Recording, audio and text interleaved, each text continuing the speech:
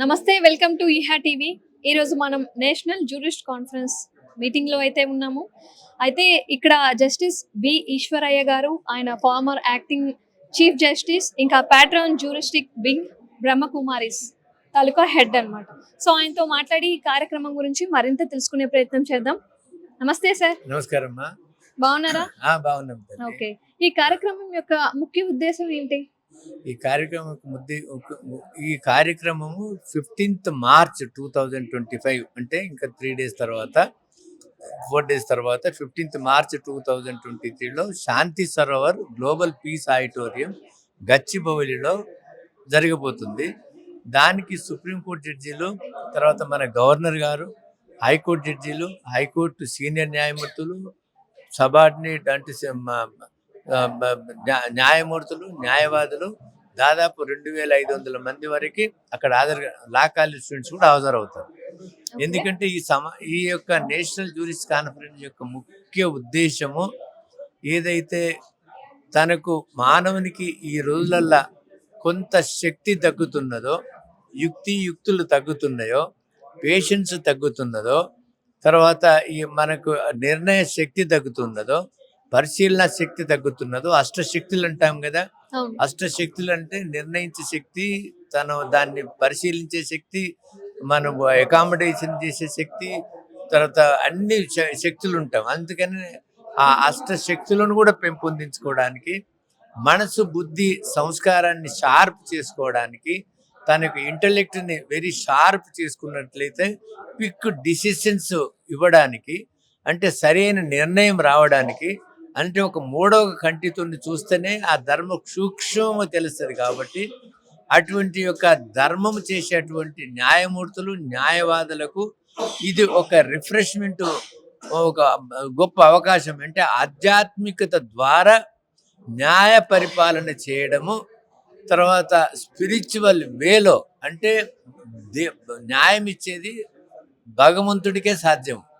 కానీ ఆ భగవంతుని యొక్క రిప్రజెంటేటివ్స్ లాగా, అంటే ఒక న్యాయ దేవతల లాగా, అంటే ఈ రోజు మనం చూస్తున్నాం కదా, న్యాయము అన్యాయము, మరి సక్సెస్ లేకపోతే అన్సక్సెస్ఫుల్, అట్లా కాకుండా న్యాయంగా ధర్మం ఉంటే సమాజంలో శాంతి కావాలంటే తప్పు చేసిన వారికి సరైన శిక్ష పడాలా, తప్పు చేయని వాళ్ళు రక్షించబడాలా, ఎవరికి కావలసిన ఆస్తి కానీ, ప్రాపర్టీ కానీ, లేకపోతే ఫ్యామిలీ విషయాలు కానీ చాలా సక్రమంగా న్యాయం ఎట్లా దొరుకుతుందో ఒక అద్భుతమైన టెక్నికల్ ఇష్యూస్, టెక్నికల్ సబ్జెక్ట్స్ ఇక్కడ డిస్కస్ చేయబడుతుంది, అవగాహన కాబడుతుంది.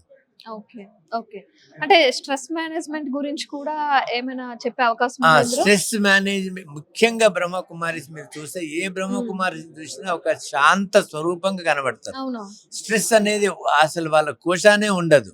తర్వాత వాళ్ళకు ఎందుకు ఆ శాంతి వస్తుంది, ఆ స్ట్రెస్ వస్తుంది అంటే, స్ట్రెస్ శరీరానికి రాదు, ఆత్మకు వస్తుంది. మనము ఎప్పుడైనా అలసిపోతే పడుకుంటే కొంచెం రిలాక్స్ అవుతుంది. కానీ ఆత్మని శాంతిగా పరుచుకుంటే, ఆత్మ యొక్క స్వధర్మమే శాంతి.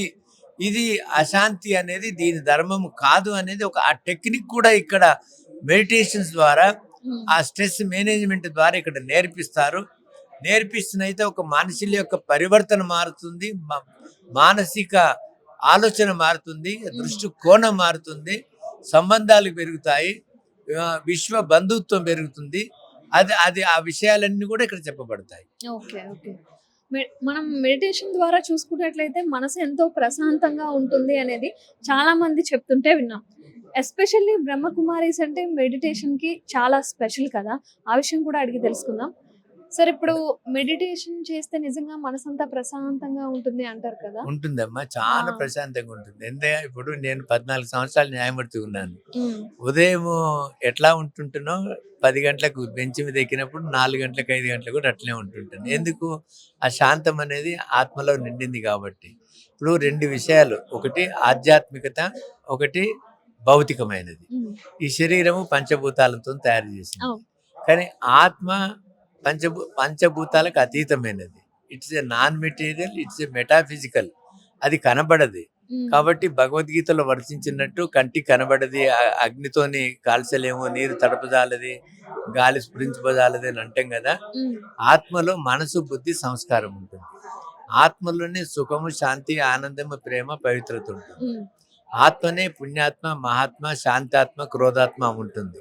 కాబట్టి మనం ఎప్పుడైతే ఆత్మిక పరివర్తన చెందుతుందో, మనకు ఆ జ్ఞానోదయం కలుగుతుందో, ఓహో ఇది ఇది నాకు అది నా ధర్మం కాదు, కోపగించేది నా ధర్మం కాదు, శాంతిగా ఉండేది నా ధర్మం అని ఒక్కసారి మనకు రియలైజేషన్ అవుతే మనకు ఆ పరిస్థితులని మనం కంట్రోల్ చేసుకునే శక్తి, రూలింగ్ చేసుకునే శక్తి మన మీద, అంటే కండ్ల మీద అధికారం వస్తుంది, చెవుల మీద ఉంటుంది, మాట మీద ఉంటుంది, నాలుక మీద ఉంటుంది. టేస్ట్ మారుతుంది, మాట మారుతుంది, సంస్కారం మారుతుంది. అందుకని శాంతంగా ఉండేది. Okay okay okay. ఈ కాలంలో ఎక్కువగా చూసుకున్నట్లయితే సాఫ్ట్వేర్ వాళ్ళకి ఎక్కువగా ఈ స్ట్రెస్ అనేది ఎక్కువ అవుతుంది కదా. మెడిటేషన్ వల్ల ఈ స్ట్రెస్ తగ్గించే అవకాశం ఉందంటారా?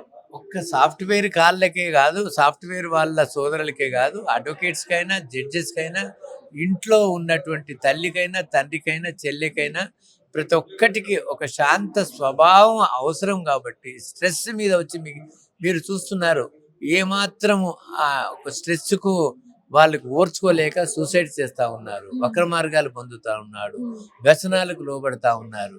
సో ఈ యొక్క ఆత్మిక సుఖం అనేది, అతీంద్రియ సుఖం అనేది, అది పొందితే ఇంకా ప్రపంచంలో ఇంతకంటే సుఖపడేది ఇంకా విధానమే లేదు.